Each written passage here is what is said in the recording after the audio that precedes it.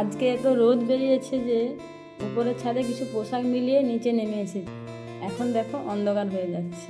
সকাল থেকে সব কাজবাজ সেরে চলে এসেছি, দেখো ছাতু শরবত বানাবো। আর এদিকে ছেলে দেখো বিরক্তি করছে, ও বলছে যে আমি সব কাজ করে দেবো। যেহেতু আজকে রবিবার, উঠেছে ঘুম থেকে, এখন 8টা বেজেছে, আর এখন এসে দেখো আমাকে বিরক্ত করছে। মর্নিং সবাইকে, সবাই কেমন আছো? আশা করি সবাই ভালো আছো, আর তোমাদের ভালোবাসায় আমি অনেক ভালো আছি। আমার নতুন একটা ব্লগে তোমাদের সবাইকে স্বাগত। আজকে ছিল রবিবার, রবিবার হলেও আমাদের কিন্তু ছুটি নেই। আমাদের এই রবিবার শনিবার সব দিন আমাদের কাজ থাকে, সকাল থেকে সন্ধ্যে অবধি।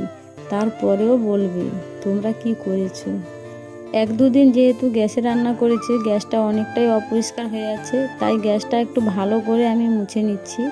তারপরে আজকে রান্না করব। আজকে রবিবার যেহেতু আজকে রান্না করব আমি উনানে। আর আজকে রবিবার মানেই তো মাংস হবেই।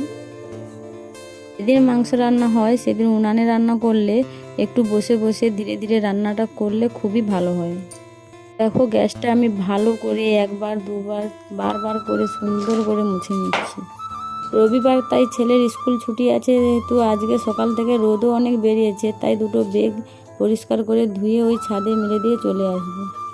এটা ধোয়ার আগে ছেলেকে একটি আপেল কেটে দিয়েছিলাম, বলছে যে ফোনটা চাইছে, আর ওকে ফোনটা দিয়ে উপরে দেখো দুটো বেগ ধোয়াধুয়ি করে আমি ছাদে, রোদ বেরিয়েছে, ছাদে মেলে দিয়ে চলে এলাম। তারপরে এসেছি দেখো সবজি কাটতে। আজকে যেহেতু মাংস হবে, সবজি কিছু রান্না করব না, আজকে রান্না করব উচ্ছে ভাজা আর মাংসের ঝোল। সত্যি বলতে মাংস যেদিন হয় সেদিন কোনো সবজি খেতে ইচ্ছে করে না, ওই লেবু, কাঁচা পেঁয়াজ, কাঁচা লঙ্কা এটাই হলে চলে যাবে। আর এদিকে দেখো সব সবজি কাটার সঙ্গে একটা পেয়ারা আর পেঁপে ছিল, কেটে নিয়ে বসে পড়েছি রান্না করতে করতে খাবো বলে। আর ছেলের জন্য দেখো অনলাইনে দুটো দেখো ঘড়ি চলে এসেছে, তোমাদেরকে দেখিয়ে দিলাম।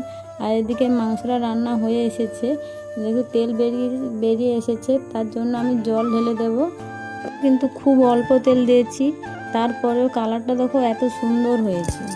এদিকে খাওয়া দাওয়া শেষ করে তারপরে ছেলেকে ঘুম পাড়াতে নিয়ে এসেছিলাম, কিন্তু ছেলে আজকে ঘুমায়নি, যেহেতু ছবি আঁকার মাস্টার আসবে। আর এদিকে আমি চলে গিয়েছিলাম ডাক্তারের কাছে। সকাল থেকে হাতটা অনেকটাই ব্যথা করছে, তাই একটু ডাক্তার দেখাতে চলে গিয়েছিলাম। আর মেয়েকেও দেখাবো, মেয়েকে নিয়ে যাইনি, মেয়েকে বলে ওষুধ নিয়ে আসবো। আর জায়গাটা দেখে কেউ যদি চিনতে পারো, পুরো ভিডিওটা দেখো, তাহলে কমেন্টে বলো জায়গাটা কোথায়।